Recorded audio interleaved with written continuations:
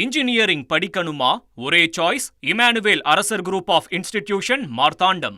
தாவேகா எம்எல்ஏவிடம் பேரம் பேசிய விவகாரத்தில் மேலும் மூவர் கைது செய்யப்பட்டுள்ளனர். இது தொடர்பான கூடுதல் விவரங்களோடு இணைகிறார் செய்தியாளர் சாலமன். வணக்கம் சாலமன். கைது செய்யப்பட்ட மூவரும் எந்த மாவட்டத்தைச் சேர்ந்தவங்க? அதே போல இந்த வழக்கின் நிலையானது எப்படி இருக்கு? விரிவான தகவல்களை பதிவு பண்ணுங்க.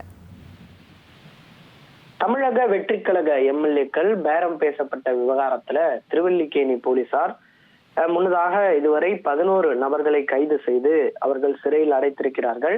இந்த வழக்குல முக்கிய நபர்களாக காவல்துறையால் குற்றம் சாட்டப்பட்ட செந்தில் பாலாஜி மற்றும் அவரது சகோதரரான அசோக்குமார் ஆகியோர் முன்ஜாமீன் பெற்றிருக்கக்கூடிய நிலையில இது தொடர்பாக அடுத்த கட்ட விசாரணையை நோக்கி திருவல்லிக்கேணி போலீசார் நகர்ந்திருக்கிறார்கள். ஏற்கனவே இதுல முக்கிய நபராக பார்க்கக்கூடிய அந்த லட்சுமண பெருமாள் என்பவரும் அவர் வெளிநாட்டுல பதுங்கி இருப்பதாக கூறப்பட்ட நிலையில அவருக்கு எதிராக லுக் அவுட் நோட்டீஸும் பிறப்பிக்கப்பட்டிருந்தது.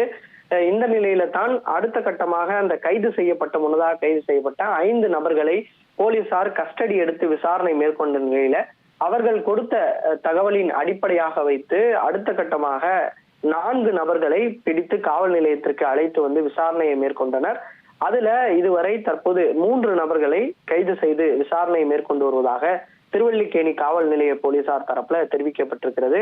அதாவது மதுரையை சேர்ந்த கணேசன், ரகு பிரகாஷ் மற்றும் சாமியப்பன் ஆகிய மூவரை தான் கைது செய்து அவர்களிடம் இந்த விசாரணையானது மேற்கொள்ளப்பட்டு வருகிறது. இவர்களுக்கும் இந்த பேரம் தொடர்பான வழக்கிற்கும் எந்த தொடர்பு என்பது குறித்து அவர்களிடம் விசாரணை மேற்கொள்ளப்பட்டு வருகிறது. அவாலாவுக்கு ஏதேனும் இவர்கள் உறுதுணையாக இருந்தனரா அல்லது வேறு ஏதேனுக்கும் ஏதாவது உதவி புரிந்தனரா என்ற கோணங்கள்ல இந்த விசாரணையை திருவல்லிக்கேணி போலீசார் நிகழ்த்தி வருகின்றனர். இன்ஜினியரிங் படிக்கணுமா? ஒரே சாய்ஸ் இமானுவேல் அரசர் குரூப் ஆஃப் இன்ஸ்டிடியூஷன், மார்த்தாண்டம்.